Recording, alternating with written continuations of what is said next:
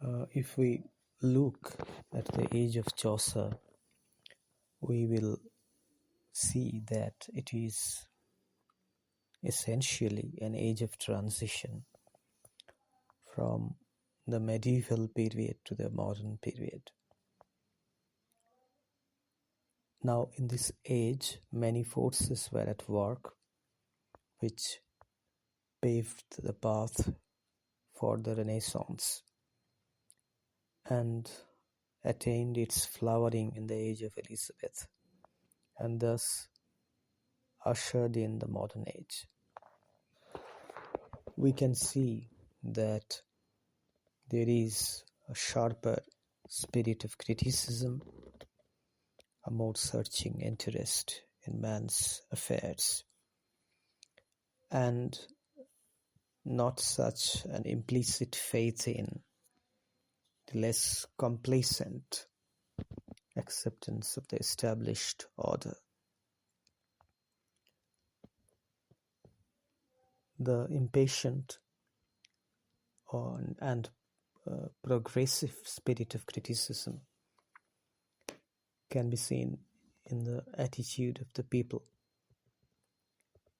towards the church, towards the social order and other established customs and practices. The church was attacked. It was rich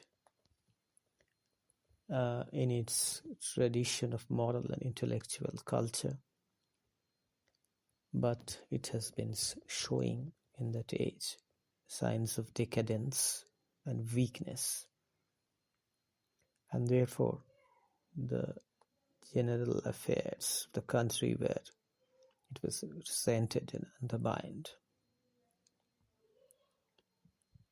Now, as we see that Chaucer lived and wrote in this period of transition, he stood between the old and the new. He looked towards the future.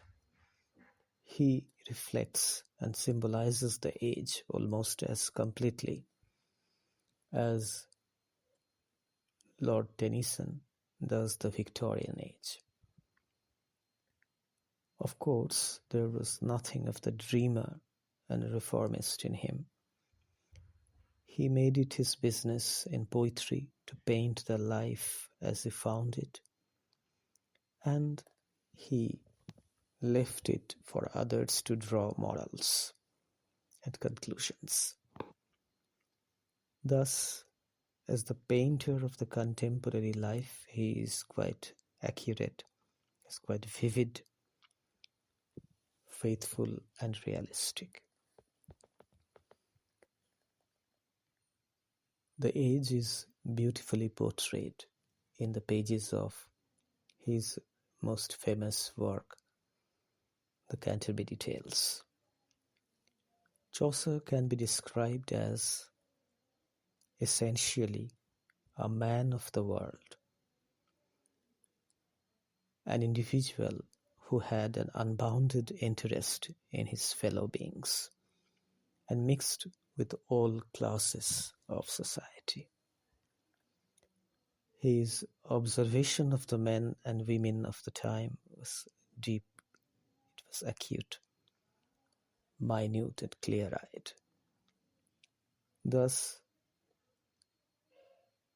different persons from different spheres of life, such as knights, squires, merchants, sailors, scholars, doctors, monks, laborers, and even knaves.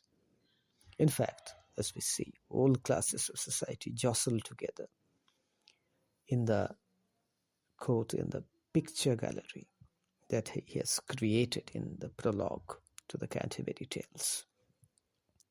Thus, each character is endowed with such vitality and reality that it seems to be looking at us from the gallery as we go through the pages of the poem.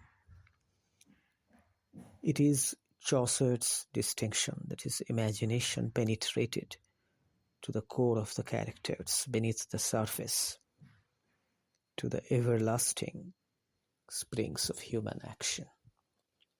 His pictures have therefore a truth which is of all times and places. Thus, in portraying these, Chaucer adopted the method of a dramatist. He does not directly comment on or criticize these characters.